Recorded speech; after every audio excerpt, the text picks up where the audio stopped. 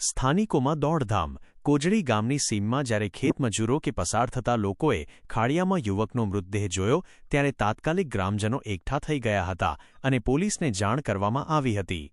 Police તપાસ। તળાજા પોલીસની team ઘટના સ્થળે પહોંચી ગઈ છે।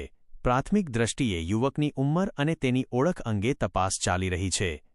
આસપાસના ગામોમાં કોઈ ગુમ થયેલ વ્યક્તિ છે કે કેમ તેની પણ વિગતો મેળવવામાં આવી રહી છે। મૃતદેહની સ્થિતિ। યુવકનો મૃતદેહ ખાડિયાના પાણીમાં હોવાથી તે કેટલા સમય જૂનો છે તે પોસ્ટમોર્ટમ રિપોર્ટ બાદ જ સ્પષ્ટ થશે। હાલમાં પોલીસે અકસ્માતે મોતનો ગુનો નોંધી આગળની કાર્યવાહી હાથ ધરી છે।